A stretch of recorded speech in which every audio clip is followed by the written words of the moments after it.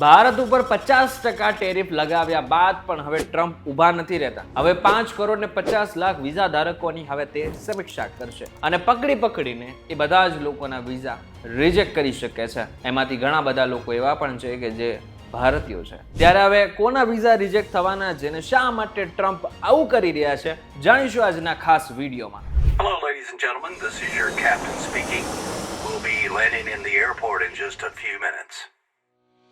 કેમ છો? નમસ્કાર. વેટ વિદેશમાં આપનું સ્વાગત છે અને હું છું આપનો દોસ્ત કરણ ચરોતરા. હવે આમ જોવા જઈને મોટી વાત એટલી છે કે ટ્રમ્પ ગમે એમ કરીને જેટલા પણ વિઝા ધારકો છે, એટલે કે 5 કરોડ ને 50 લાખ વિઝા ધારકો છે, એની એ સમીક્ષા કરવા માંગે છે. એ ચેક કરવા માંગે છે કે અમેરિકાને આમાંથી કેટલા એકચ્યુઅલમાં પસંદ આવે છે.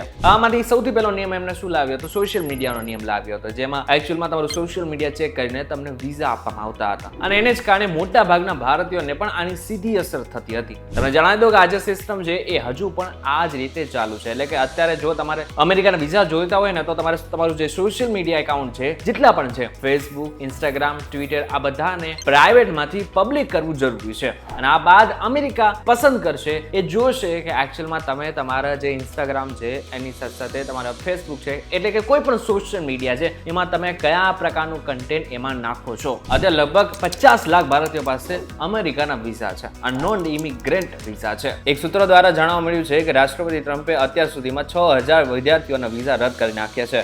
આની સાથે તમે હમણાં એ પણ સમાચાર સાંભળી લીધા હશે કે જો તમે હમાસના સમર્થનમાં કે પછી પેલેસ્ટાઇનના સમર્થનમાં બોલશો તો બની શકે કે તમને આના વિઝા એટલે કે અમેરિકાના વિઝા ના મળે. અને આની સાથે જો તમે ઇઝરાયલની વિરુદ્ધમાં પણ જો કંઈ પણ પ્રકારનું બોલો છો, ચોક્કસથી તમારા વિઝા રદ થઈ શકે છે. આટલું જ નહીં, આની સાથે સોશિયલ મીડિયા પ્લેટફોર્મ ઉપર તમે અમેરિકા વિરુદ્ધ પણ તમે કંઈ નાખતા હશો તો ચોક્કસથી તમારા જે વિઝા છે એ તરત રિજેક્ટ થઈ શકે છે. અને આ જેટલા પણ વિઝા રદ થઈ રહ્યા છે એમાંથી મોટા ભાગના વિદ્યાર્થીઓના વિઝા છે, એટલે કે વિદ્યાર્થીઓના વિઝા રદ કરવામાં આવી રહ્યા છે. હવે એવું ન માનતા કે અહીંથી તમારા વિઝા રદ થઈ શકે છે. ત્યાં પહોંચી ગયા, તમને વિદ્યાર્થી વિઝા એટલે કે સ્ટુડન્ટ વિઝા મળી ગયા પછી પણ તમે કોઈ પણ પ્રકારનું એવું કૃત્ય કરો છો કે જે અમેરિકાને નથી પસંદ, તો બની શકે કે ત્યાં ને ત્યાં તમારા જે વિઝા છે એ રદ થઈ શકે અને તમારે ડિગ્રી વગર જ પાછું ભારત આવવું પડે. આની સાથે વિઝા સમયગાળા કરતા વધુ સમય સુધી રોકાયેલા વિદ્યાર્થીઓ, મારપીટ અને દારૂ પીને વાહન ચલાવવામાં સામેલ લોકો અને આતંકવાદ સંબંધિત પ્રવૃત્તિઓમાં સામેલ લોકોનો સમાવેશ થાય છે. આમાંથી લગભગ 4000 વિઝા નિયમોના ઉલ્લંઘનને કારણે રદ કરવામાં આવ્યા છે. આની સાથે જેટલા પણ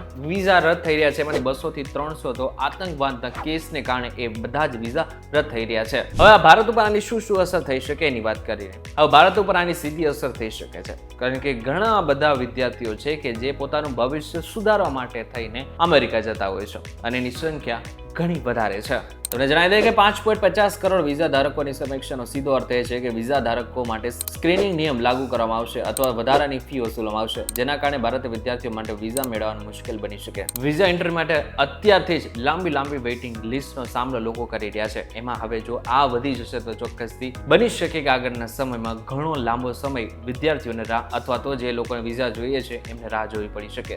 H1B વિઝા ધારકોને તો નોકરી ગુમાવવાનું પણ જોખમ બની રહેશે. આ સાથે ભારતીયોને EB-5 વિઝા એટલે કે રોકાણ આધારિત ગ્રીન કાર્ડ માટે પણ વધુ રાહ જોવી પડી શકે છે. આ વિઝા મેળવવાની પ્રક્રિયા વધુ જટિલ બની શકે છે. અને જે ગોલ્ડન વિઝા છે એ તો હવે જે સામાન્ય પબ્લિક છે એમના માટે તો અત્યારે વિચારવાનો ઓપ્શન જ નથી. ઇન શોર્ટ જો જોવા જાય તો ટ્રમ્પ છે એ બધી જ બાજુથી લોકોને ઘેરી રહ્યો છે. એ ક્યારે એવું ઈચ્છતું નથી કે અમારા દેશમાં એટલે કે અમેરિકામાં કોઈ પણ વ્યક્તિ એમ જ આવી જાય. એમનું એક જ અત્યારે ઉદ્દેશ્ય છે, મેક અમેરિકા ગ્રેટ અગેન, એટલે કે માગા. અત્યારે ભારતમાંથી અમેરિકા જવા માટે ઘણા બધા લોકો ઉત્સાહિત છે, પરંતુ જો અમેરિકાના વિઝા નહીં મળે તો ચોક્કસથી તમને નિરાશાનો સામનો કરવો પડી શકે છે. પરંતુ અમેરિકા જે એક એવો દેશ નથી કે જ્યાં તમે તમારી જીવન અથવા તો તમને સક્સેસ ત્યાં જ મળશે, એવું બિલકુલ જરૂર નથી. ઘણા બધા એવા દેશો છે કે જ્યાં તમે તમારું ભવિષ્ય સુધારી શકો છો અને ત્યાં નિયમો પણ એટલા જ હળવા છે. જેમ કે અત્યારે ભલે તમે કેનેડા અત્યારે અઘરું માની રહ્યા હો, પરંતુ કેનેડાના નિયમો અમેરિકા કરતા ઘણા અત્યારે ઈઝી દેખાઈ રહ્યા છે. જ્યારે બીજી બાજુ ઓસ્ટ્રેલિયા, ન્યુઝીલેન્ડ અને આની સાથે યુરોપના ઘણા બધા દેશો એવા છે કે જ્યાં જવું અત્યારે ભારતીયો માટે ઈઝી રહી શકે એમ છે. ત્યારે હવે તમારે શું આગળના સમયમાં અમેરિકા જવું છે, શા માટે જવું છે, તો મને જરા કોમેન્ટ કરીને ચોક્કસથી કહેજો. વિડીયો થકી જો તમને કોઈ ઇન્ફોર્મેશન મળી હોય તો વિડીયોને લાઈક અને શેર જરૂરથી કરજો. તથા આવા જ ઇન્ફોર્મેટિવ વિડીયોઝ માટે VTV ડિજિટલ સાથે જોડાયેલા રહેજો.